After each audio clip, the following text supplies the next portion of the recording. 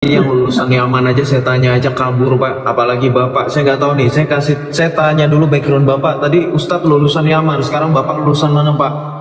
Ya, lulusan cuma S1. S1 di mana? Universitas mana? As-Sopa, Tasikmalaya. Kasih tahu yang belum tahu. Jurusan Ilmu Usuluddin. Ilmu Usuluddin. Good. Kenapa nggak furu'ud? Kenapa nggak furu'? Ya, lebih pendalaman teologi supaya lebih kuat fondasi.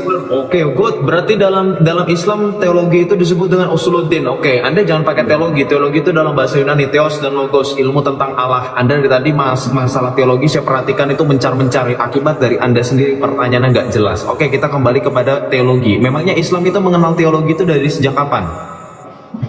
Teologi dalam surat Asy-Syu'ara ayat 13 di sana dicantumkan Asy-Syu'ara ayat 13 bahwa yang diajarkan kepada Nabi Muhammad adalah apa-apa yang telah diajarkan semenjak Nabi Adam. Dalam bidang teologi tidak pernah berubah sampai kepada zaman Nabi Adam. Good. Sampai zaman Nabi Muhammad. Oke, Asy-Syu'ara ayat 13. Ya. Yang bunyinya seperti apa? Syara'alakum minad dini ma wassa bihi Ibrahim ila akhirih. Artikan, terjemahkan.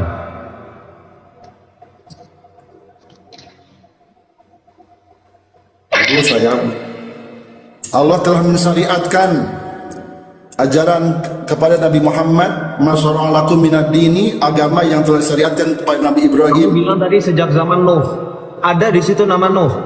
Ada Nabi Nuh. Ini mawassa bihi Nuh wallazi auhayna ilaika wa wasaita bi Ibrahim wa Musa wa Isa an aqimud dina wa la tatafarraqu fi kabura dan seterusnya. Saya nggak terlalu hafal. Saya cuma hafal sampai situ. Pertanyaan saya, ada nggak di situ disebutkan Adam? Bahwa persambung silsilah sampai kepada zaman Nabi Adam. Nggak ada dan di situ termasuk Adam. Kepada zaman Nabi Isa alaihissalam. Anda pakai tafsir mana? Mari jujur. Bang RK minta tolong buka surah Asy-Syu'ara ayat 13. Surah 26 kan? Iya, coba. Di situ enggak nama Adam? Ini kan? Ya, 13. Nah, itu bukan Asy-Syu'ara yang itu, Bang. Asy-Syu'ara yang Asy-Syu'ara biasa, enggak pakai Asy-Syu'ara. Enggak, bukan Asy-Syu'ara biasa, bilang beda. Enggak, bukan. Ketik aja Bang, ASH. Nah, yang itu 42, surah 42 ayat 13, bukan Asy-Syu'ara ya, Asy-Syu'ara. Asy-Syu'ara. Nah, itu. Apa? Nah, baca di situ. Ada nggak di situ? Pak? Butuh terjemahan. Oke. Butuh, biar kita jujur. Nggak butuh Arabnya saya mah. Iya, saya baca Arabnya nanti nggak ngerti, terjemahannya nggak ngerti Pak. Langsung ke ini. Di Arabnya pun nggak ada tulisan Adam, teman-teman. Silakan aja buka. Syara' lakum minad dini. Yang tidak disebutkan karena Nabi yang pertama membawa syariat itu adalah Nabi Ibrahim wa Musa wa Isa an aqimud dina wa la tatafarraqu fi. Nggak ada nama. Di situ cuma disebutinnya nama Nuh, nama Ibrahim, nama Musa dan Isa. Nggak ada nama Adam. Itu Nabi Nuh itu nabi yang kedua. Ya. Adam, Idris, ada nama Adam nggak kira-kira di situ? Itu baru berarti diwariskannya kepada Nuh. Hanya Nuh. Ada Adam nggak kira-kira? Berarti Adam sedangkan Nabi Adam dan Nabi Adam itu tidak membawa syariat. Nah, jadi Nabi membawa syariat ketika mengubah mulainya daripada Nabi Nuh. Ya sudah, berarti teologisnya yang tadi Bapak bilang, katanya Bapak jangan playing victim. Tadi Bapak sempat bilang bahwa ini semenjak Nabi Adam tidak berubah. Bapak tadi beda lagi, sekarang bilangnya Nuh. Jadi yang benar dari Adam atau dari Nuh? Syariat itu adanya dari Nabi Nuh alaihissalam. Nah, sedangkan jujur dong, berarti bukan itu Adam Nabi yang pertama sudah mengetahui tentang teologi dari semenjak di surga. Tentang sekarang kita nggak usah jauh-jauh ke Nuh. Sekarang kita lihat bagaimana Muhammad ajarannya sekarang. Teologinya Bapak sekarang teologinya siapa? Nah, yang diterima Nabi Isa pun alaihissalam, dia hanya Nabi Isa. Tolong fokus Bapak. Menjanjikan akan adanya Nabi terakhir. Saya nggak minta Nabi, bukan teologi itu namanya. Saya nanyanya teologi yang Bapak ikuti itu apa? Jangan lari dari pertanyaan saya. Teologi apa Bapak?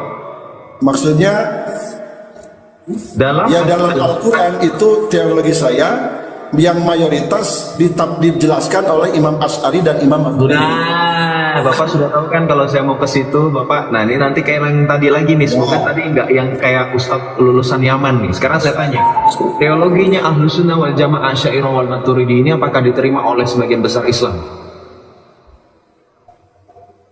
Sebetulnya hanya tata cara saja yang berbeda. Enggak. Saya mau tanya jujur sekali lagi, Pak. Saya tanya jujur sekali lagi. Teologi ini kan sekali lagi sesuai definisi itu dari bahasa Yunani, theos dan logos, mengenai Allah. Mengenai Allah ini dalam Islam yang Bapak terima dari Imam Abul Hasan Al-Asy'ari dan juga Maturidi mungkin ya, Ahlussunnah wal Jamaah Asy'ariyah dan Maturidi, apakah diterima oleh sebagian besar orang Islam di seluruh dunia, apapun itu alirannya? Tentang ahadnya Allah itu sama, tidak ada yang pernah mendebatkan. Tentang ahadnya Allah sama, berarti kalau misalkan ahadnya Allah itu sama, berarti semua orang yang menerima ahadnya Allah itu disebutnya Islam atau kafir?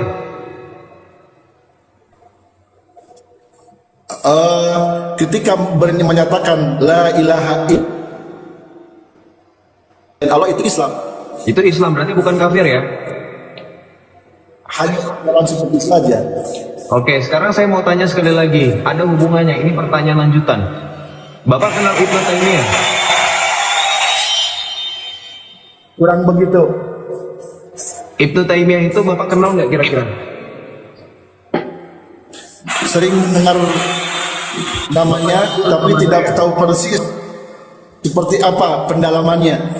Oh, berarti Bapak nggak mendalami itu pada saat kuliah. Tidak mendalami itu dalam secara teologi. Teologi Asy'ariyah dan Maturidi ini ditentang oleh Ibnu Taimiyah yang mendirikan pemahaman teologi yang kemudian disebut dengan pemahaman pembagian tauhid itu menjadi 3. Bapak mungkin pernah dengar kalau saya sebutkan ini. Tauhid uluhiyah, tauhid rububiyah, dan tauhid asma wa sifat. Pertanyaan saya Bapak sekali lagi, kenapa ketika dikatakan Asy'ari ini anggap ini Asy'ari, ini Ibnu Taimiyah, kenapa Asy'ari sudah setelah dia mendirikan tauhid, setelah dia mendirikan tauhidnya Asy'ariyah yang 20 sifat Allah, kenapa harus ada tauhid tandingan atau tauhid yang menentang dari Abul Hasan Al-Asy'ari, yaitu tauhidnya Ibnu Taimiyah yang membagi Allah dengan tauhidnya uluhiyah, rububiyah, dan asma wa sifat? Kenapa Pak? Tahu nggak alasannya kenapa? Itu hanya saja perbedaan teoritis. Sistem Kalau perbedaan pembelajaran. teoritis, oke, saya terima saja, nggak apa-apa. Oke, kalau perbedaan teoritis, mungkin nggak Bapak bisa nggak kalau misalkan hanya perbedaan teoritis, bisa nggak saling mengkafirkan satu sama lain kalau hanya berbeda teoritis? Nggak bisa dong berarti. Harusnya nggak bisa. Tidak boleh. Saya lakukan kitab data buat Bapak ya. Kalau ternyata Ibnu Taimiyah ini yang ini, Ibnu Taimiyah dikafirkan oleh yang ini. Saya tampilkan data sebentar. Tenang Pak.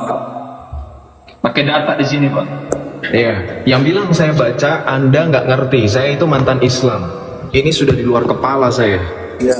Ini tauhid ini. Nah, Ya, saya. Bapak bisa tahu ini kan kitab ini apa bacaannya? Saya rasa Bapak lebih pintar daripada Ustadz lulusan yang mana yang tadi kabur. Bisa lihat? Nggak kelihatan. Minta tolong besarkan berarti Bang RK untuk yang ini. Siap. Nah ini. Al-Maqalatus Saniyah. Kurang tepat. Yang benar itu Al-Maqalatus Sunniyah. Lalu yang ininya? Sunniyah. Fi Kashfi Dolalah Ahmad bin Taimiyah. Oke, kurang tepat juga. Fi Kasyaf Dalalatin Ahmad Ibnu Taimiyah. Al-Maqalatus Sunniyah fi Kasyaf Dalalatin Ahmad Ibnu Taimiyah. Kumpulan makalah Ahlussunnah wal Jamaah tentang kesesatan Ibnu Taimiyah. Perhatikan Pak, ini baru judul. Ibnu Taimiyah yang tadi Bapak bilang hanya ingat loh jawaban Bapak, hanya perbedaan teoritis yang menurut Bapak itu tidak mungkin bisa dikafirkan, nggak mungkin kafir, ternyata dikatakan sesat Pak. Kita lihat di sini. Oke, saya kembalikan posisi kamera biar lebih mudah untuk kita membaca. Ini kesenangan saya sampai dengan detik ini harusnya orang Islam ini bisa untuk bisa untuk memberikan protes kepada para ulama-ulama Islam untuk gak sembarangan menerbitkan buku supaya oten jangan beli gitu, karena kalau oten beli bahaya nanti kebongkar semua. Oke, saya baca di sini. Tadi Bapak bilang Ibnu Taimiyah gak mungkin kafir karena hanya perbedaan teoritis, tetap memahami Allah yang esa, Allah yang satu, Allah ahad. Kita perhatikan di sini. Ini baru satu pendapat aja, saya bawa satu pendapat dulu, nanti saya tambah yang lain. Nih, Syekh Ibnu Hajar Al-Haytami, ini seorang ulama Ahlus Sunnah wal Jamaah, wafat di abad ke-10 Hijriyah. Ya, beliau memberikan pendapat seperti ini mengenai Ibnu Taimiyah. Ya, sebentar. Nah, beliau memberikan pendapat seperti ini kepada Ibnu Taimiyah. Kita lihat di sini.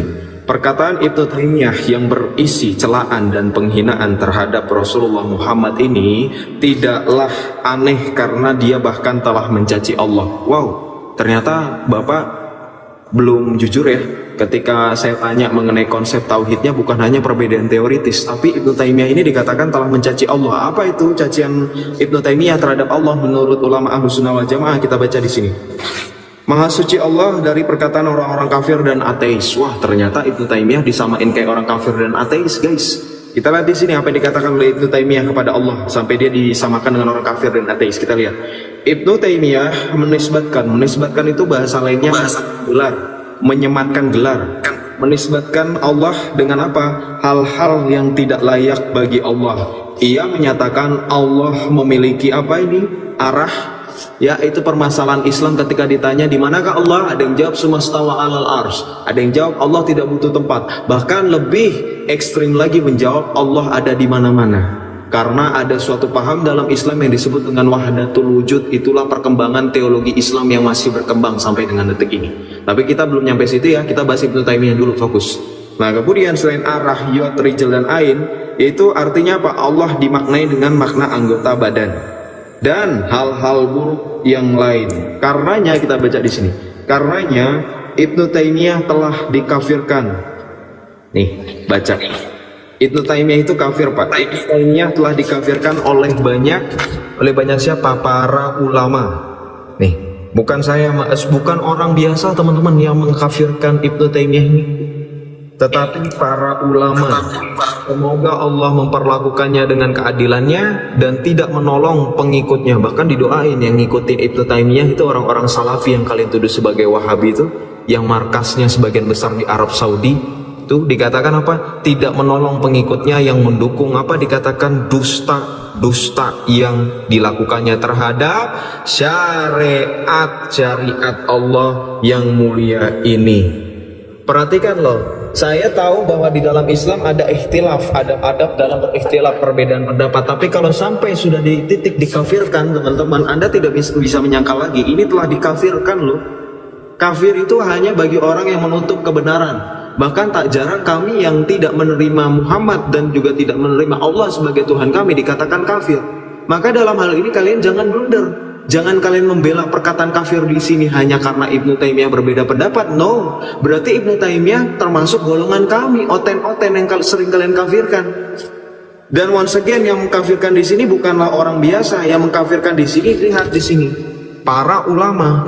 Dan di sini ini kutipan dari Ibnu Hajar Al-Haytami. Anda boleh search up beliau ini siapa, Syekh Ibnu Hajar Al-Haytami, keilmuannya diakui atau tidak. Jadi jangan sembarangan membantah data saya hanya omong kosong. Silakan Pak bantah data saya.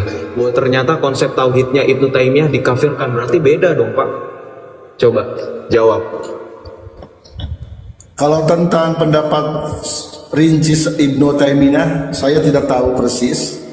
Tapi kalau ada kesalahan mengitikadkan sifat Allah, itu memang dianggap kafir. Nah, berarti tadi ketika Bapak bilang hanya tapi masalahnya tadi Bapak PD menjawab dengan mengatakan oh itu hanya perbedaan teoritis. Ingat gak Bang RK tadi Bapaknya jawab seperti itu, hanya perbedaan teoritis. Dan Bapak bilang tidak mungkin dikafirkan. Saya sudah bantah itu. Berarti sekarang ketika kita menyatakan bahwa tidak ada Tuhan selain Allah, maka di sana harus mencantumkan sifat-sifat Allah. Nah, berarti kurang kalau tidak ya kan, kalau tanpa sifat. Makanya Ibnu Taimiyah dikafirkan. Iya, itu dia. Makanya Ibnu Taimiyah dikafirkan nih. Bapak kalau ikut Ahlus Sunnah wal Jamaah Asy'ariyah kan Bapak berarti ikut NU paling enggak ya. Bapak terima pendapatnya NU. Kalau NU ini juga Ahlus Sunnah wal Jamaah Asy'ariyah. Nih, bisa dibaca di sini, kita baca NU ini. Nah, di sini NU di sini membahas tentang apa? Agenda di balik pembagian 3 macam tauhid ala Ibnu Taimiyah. Kita lihat di sini apa yang dipoinkan di sini. Kita baca poinnya aja ya. Kita baca di sini. Mengklaim bahwa mayoritas manusia bahkan seluruhnya sudah mengakui bahwa Allah adalah satu-satunya pencipta dan pengurus alam semesta. Jadi menurut Ibnu Taimiyah, ya kita semua sudah mengakui bahwa Allah satu-satunya pencipta dan pengurus alam semesta. Tetapi masalahnya ketika berbicara dalam konteks Islam, di sini dikatakan bahwa Ibnu Taimiyah menuduh bahwa mayoritas ulama ahli kalam dan tasawuf itu sebutan untuk kalian ya, BTW, karena di dalam Islam yang disebut dengan ulama ahli kalam itu mereka ini Pak Onong dan para pengikut Ahlus Sunnah wal Jamaah atau Aswaja. Karena Aswaja ini mengikuti juga terpengaruh filsafat, teman-teman. Filsafat Neoplatonis ya, filsafatnya Heraklius itu ada di Islam juga loh. Nanti kita bahas kalau misalkan bapaknya juga kuat untuk bahas itu. Dan juga tasawuf. Nih, tasawuf ini nanti juga yang akan mempengaruhi adanya pemahaman Nur Muhammad. Tasawuf ini juga disebut juga sebagai kaum sufi. Nih, ini sebutan bagi orang-orang seperti Pak Onong dan Pak orang Islam kebanyakan. Nah, ini menuduh bahwa mayoritas ulama ahli kalam dan tasawuf, bahkan mayoritas kaum muslimin masih belum bertauhid. Baca, belum bertauhid, masih dalam belum bertauhid. Ini menurut Ibnu Taimiyah. Menurut Ibnu Taimiyah, kalian belum bertauhid. Tauhid itu, kalimat tauhid itu apa sih Pak? La ilaha illallah, betul nggak? Kalimat tauhid. Nah, kalian dituduh belum bertauhid. Jadi Bapak juga sekali lagi ini berdusta. Tadi Bapak sempat bilang yang penting mengimani Allah itu esa, bahwa tiada Tuhan selain Allah. Nah, masalahnya Ibnu Taimiyah menuduh kalian nih menuduh kalian masih belum bertauhid. Nih. Dan bahkan di sini ya mempropagandakan bahwa di luar atau lawan-lawannya Ibnu Taimiyah dan para pengikutnya belumlah mengimani seluruh nama dan sifat-sifat Allah sebagaimana termaktub dalam Al-Quran dan hadis sahih. Jadi buat Bapak dan teman-teman sekalian yang mengikuti orang Islam ya, yang mengikuti pemahamannya Ahlussunnah wal Jamaah Asy'ariyah, pemahamannya Imam Hasan Al-Asy'ari yang katanya Allah ada 20 sifat, itu dikatakan belum mengimani seluruh nama dan sifat Allah. Padahal menurut orang-orang Ahlussunnah wal Jamaah